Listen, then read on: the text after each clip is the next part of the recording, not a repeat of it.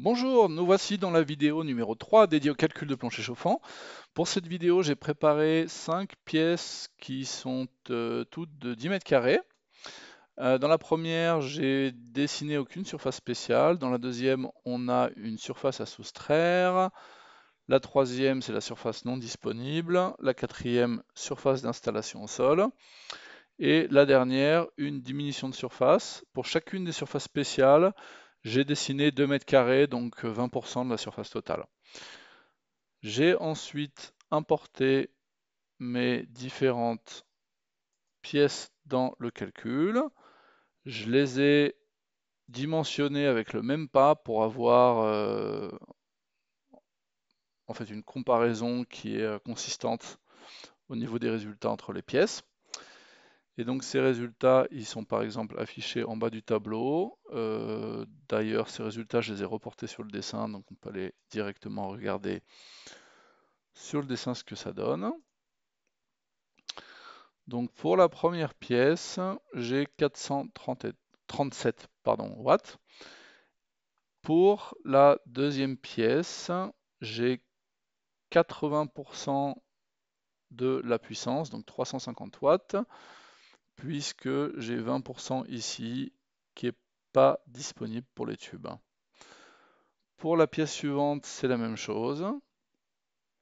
Pour la pièce suivante, c'est également la même chose. Je retombe sur 350 watts. Je vous redirai après les différences, enfin où se trouvent les différences entre les trois. Et pour la dernière pièce, en fait, on va perdre, on n'a que 50% d'efficacité sur cette partie-là. Donc on a en fait sur 20%, 50% d'efficacité. Donc en fait, au total, par rapport à la première pièce, où on avait 437 watts, on n'aura que 90% de ces 437 watts. Hein. Donc 50% de 20% est perdu. Voilà. Alors maintenant, on va regarder au niveau des trois autres pièces, où est-ce qu'on va avoir des différences. Alors, au niveau de la deuxième pièce, on va avoir au niveau des mètres l'équivalent de 8 mètres carrés pour les tubes, idem pour la plaque à plot, l'isolant. Et pour la troisième pièce, c'est exactement la même chose.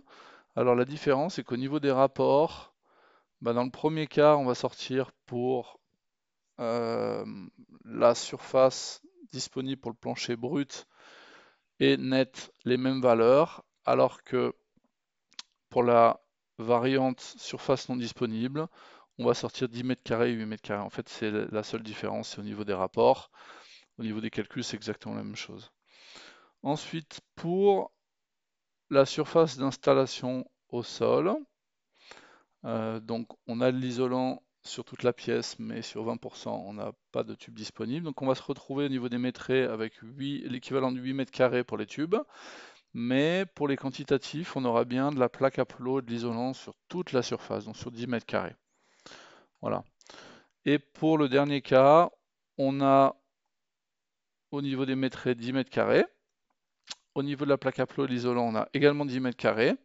Par contre, là, c'est au niveau du calcul.